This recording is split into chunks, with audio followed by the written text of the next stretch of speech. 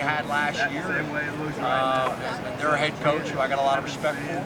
I think that's what makes our conference so good. I think from top to bottom, you better be ready to play week in and week out. Man. Thank you. I'm Leah. I'm with the Cedar Rapids Gazette. You play Iowa at Iowa this year, and I was wondering how you're viewing that game. What do you think Iowa's strengths might be?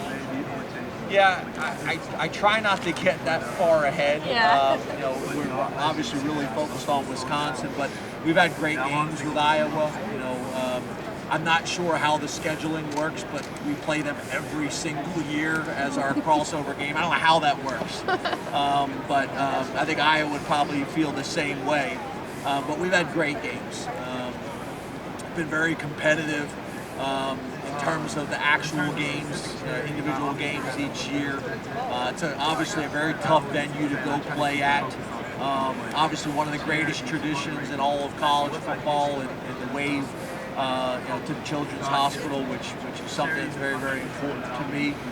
So there's just, it's a great game. Got a lot of respect for their head football coach and their coaching staff as a whole. You kind of know who you're going to get with them, right? And I would say maybe in all of college football, in terms of consistency on the coaching staff, obviously the head coach, one of the most tenured coaches in all of college football, if he's not the most tenured coach in all of college football, definitely the Big Ten, and their style of play. I mean, you know who they're going to be, you know how they're going to play, you know their approach, you know their style, so it should be, we know what we're going to get from them. You put on the film last year, you put on the film 5 years ago, a lot of similarities, and I don't mean that as a knock. I think that's a strength. They have an identity, and they're able to build on that identity and recruit to that identity year in and year out. I'm also curious about how you view the transfer portal. I've just asked a bunch of coaches here. We embrace all the rules.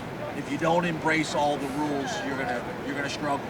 So when a rule is made, you educate yourself on the rule.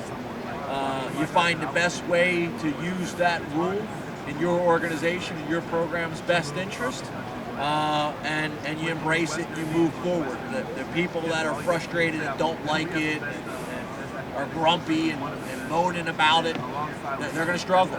This is how college football is constructed right now. Embrace it, maximize it, and use it to the best of your ability.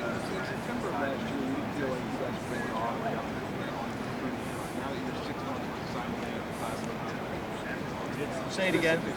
You said September. You didn't feel like last September. You didn't feel like you guys were getting down.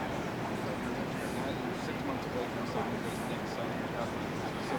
How would you just evaluate the way you and the staff both come through the virtual recruiting, so to speak, and then obviously get things up once you're not back? Yeah, I know it's probably going to sound strange.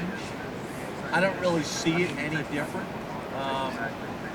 Our approach, our methodology have really been the same for my entire time at Penn State, and also for my time before that in the SEC. Obviously last year we had to adjust, and I think we've adjusted well.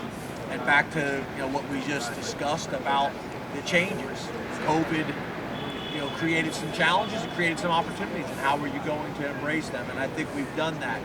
I think sometimes you're going to get a guy that maybe you wouldn't on another year for a number of reasons. Right now we're having some success. We want to continue building on that. Again, I look at the scope of work, correct? Not just at Penn State, but at Vanderbilt. And we've done as good of a job recruiting as most in the country.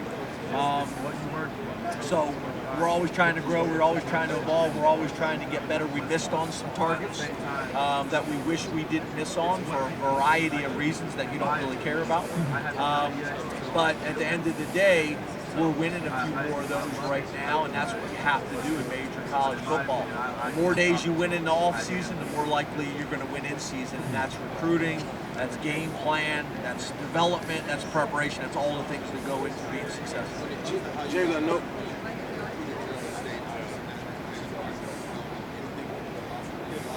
I think it was after the game. I was like, all right, college football. No, I think what happens is, it's interesting is, the coaches, obviously we play a big part in it, staff plays a big part in it, but a lot of times it's the recruits themselves. You get a big recruit early that jumps on board and he's excited and he's got some charisma and personality. He gets another guys and you start getting momentum going and it kind of goes from there. I think that factors into it in some ways as well. We've had some turnover on the staff. I think that's factored in a little bit. But to be honest with you, there hasn't been a whole lot of changes.